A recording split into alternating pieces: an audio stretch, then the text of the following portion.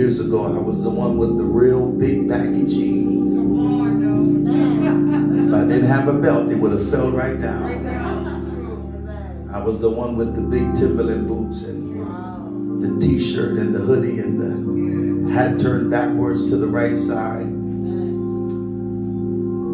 There were two things that really shifted my spirit. This may help somebody as it relates to changing of dress. I preached this, I believe, sometime last year, one of our revivals, about the uniform of sound.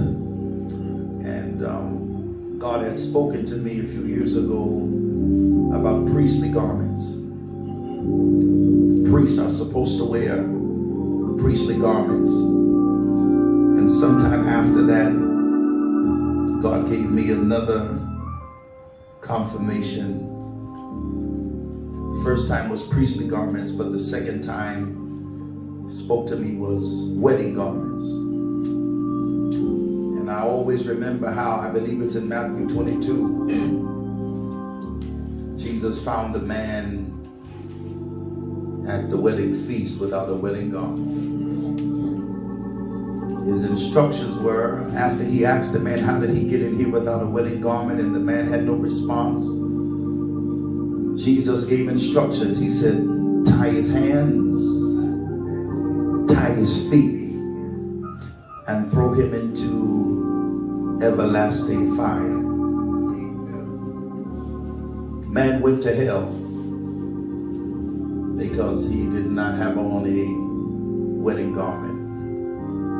I believe when you represent God and when your revelation of God is clear that he is a king, and then your revelation of self comes in that you are royalty as his child, your dress should reflect the God that you serve.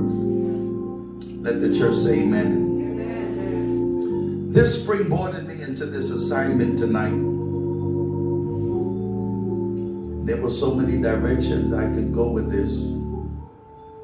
I even pondered how to talk about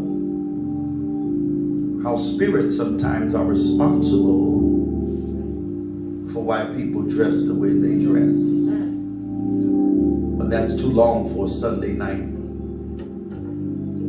There's some people, even when they see spirits or ghosts as they may call it, funny enough, they're always wearing clothes. Some people, when they receive visitations of familiar spirits,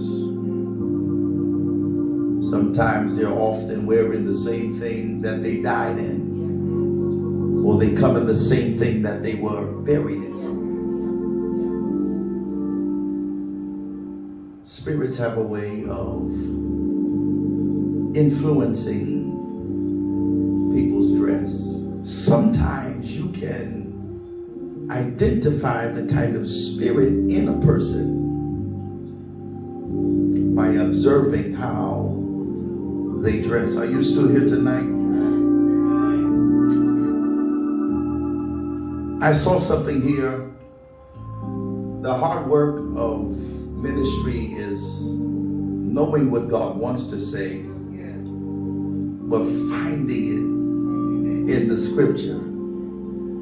And I had to take some time and search to find which word God would have us to speak on tonight. And the Spirit confirmed this in the book of Zephaniah chapter 1 and verse 8. God bless you tonight. Here is a reading of the word of the Lord. And it shall come to pass in the day of Yahweh's sacrifice that I will punish, hear the word of God. For he says, I will punish the princes and the king's children and all such as are clothed in strange apparel.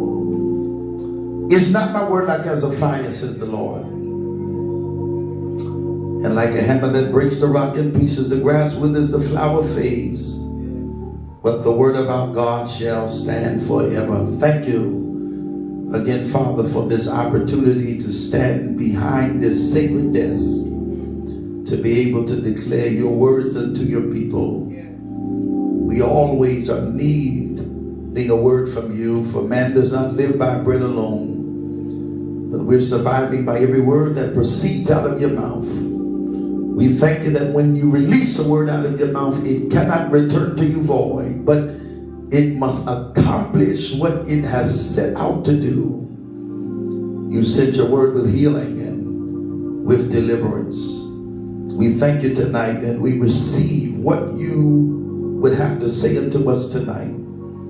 To those that are present here physically, to those that will hear this word later, we bless you tonight and we thank you again. Speak to us and we'll smile. Speak to us and we'll praise you and give you thanks for what you have said. We ask all these things in the mighty name of the Lord Jesus Christ. And everybody say amen. Amen. Reading out of the New King James Version, Zephaniah chapter 1 verse 8, and it shall be in the day of the Lord's sacrifice that I will punish the princes and the king's children and all such as are clothed with foreign.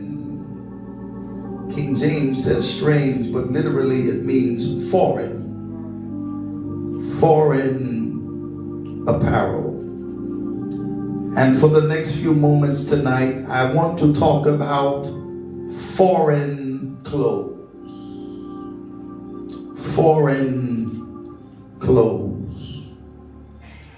The prophet here speaks of a coming day. This day is named, it is titled. It is not a normal day of the week such as Sunday, Monday, Tuesday, Wednesday, Thursday, Friday, Saturday. But it has been designated its own name. It is specifically called the Day of the Lord's Sacrifice. The day of the Lord's sacrifice represents a day of slaughter, a day of judgment, a day of bloodshed. And there is a day coming that God will allow blood to be shed. There will be a day of great slaughter. There will be a day of vengeance, saith the Lord. It's important for us to be in right standing with God. For when he comes to slaughter his enemies, the blood will be over the doorposts of the righteous. The righteous would be marked by our God. And what is for the sinner and for the wicked and for the evil, it shall not touch the people of God. God says on this day of the Lord's sacrifice, God said, I will punish. Literally, punish means to visit upon. In chapter 1 of the book of Zephaniah, 3 times is punishment mentioned. Chapter 1 verse number 12, and it shall come to pass at that time, God said, I will search Jerusalem. Said, I will search it with lamps. And God said, I will punish the men who are settled in complacency. Who say in their heart, the Lord will not do good, nor will he do evil. And there are people today who are convinced that no matter what they do, that they will get away with it and God will do nothing It seems at times as though God is so nonchalant. Seems as though God is silent. Seems as though God doesn't care sometimes. And there are people who have deceived themselves into believing that God will not do anything to them at all. But God said there is a day of punishment. This is the season that God says my people are not to be complacent. We are not to be too comfortable. And even this year God has disrupted the comfort of the church. The church has become so comfortable. They have become at ease. And God has begun to shake the church.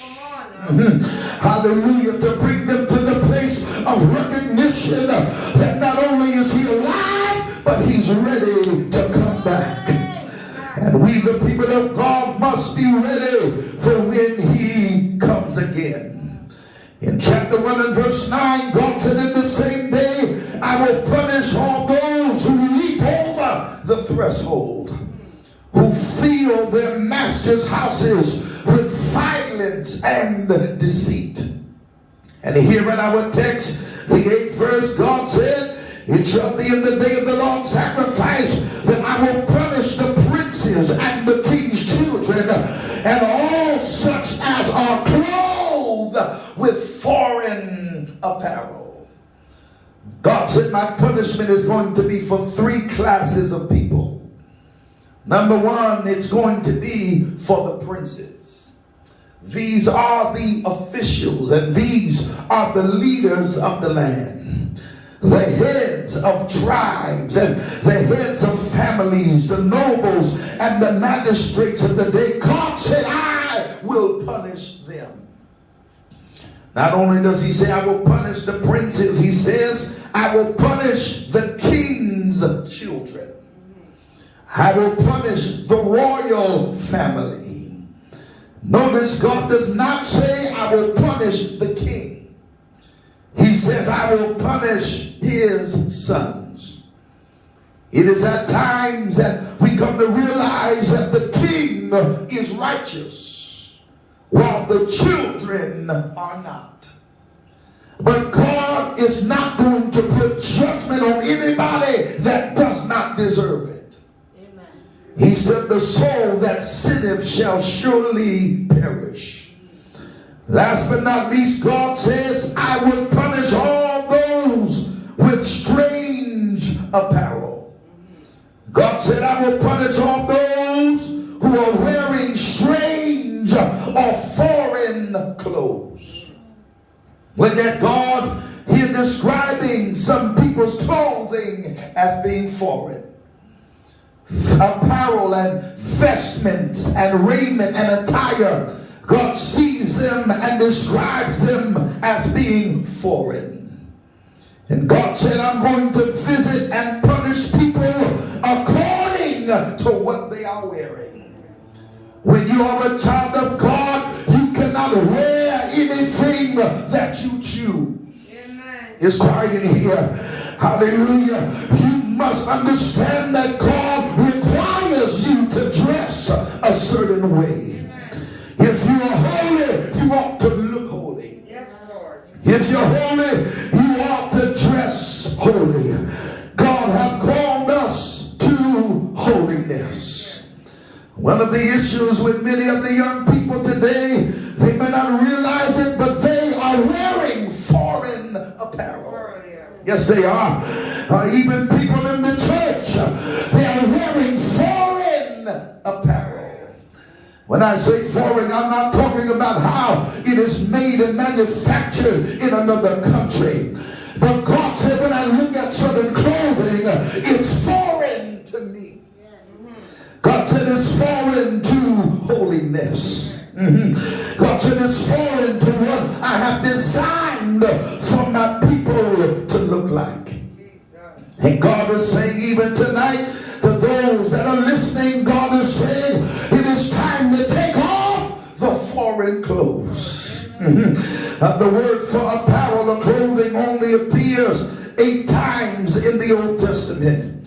In 1 Kings chapter 10 and verse 5, and in 2 Chronicles chapter 9 and verse 4, it is said that the Queen of Sheba, when she came to see Solomon, she admired the clothing of Solomon's ministers. The book of Job chapter 27 verse 13, verse 16 and 17, here's what the word of God said, this is the portion of a wicked man with God, and the heritage of oppressors received from the Almighty. God said, even though the wicked man heaps up silver like the dust, and even though that wicked man piles up clothing like clay, God said he may pile up the clothing, but the just will wear it. God said, I will give what's valuable to them over to those that are righteous. The book of Isaiah chapter 63 verse number 2 and verse 3, the Lord is asked a question. The question is, why is your apparel, God, why is your clothing the color red? Why are your garments like one who treads in the winepress? And it is there that the Lord answered the question. He said, I have trodden the winepress alone, and from the peoples no one was with me. Come to tell you that there are wars, there are battles that you will have to fight all by yourself. You will be mistaken if you're looking for someone to help you and to assist you and to get you through the battle. But some of us are here still standing and even stronger than we were years ago, because we have learned to fight by ourselves. Look at somebody and tell them, neighbor, if you help me, it's a blessing. But if you do not help me, I'm still going to come out with the victory. I got power to fight by myself. One can chase 1,000. Somebody say hallelujah. And God said, I was looking for someone to help me, but no one could help me. So God said, I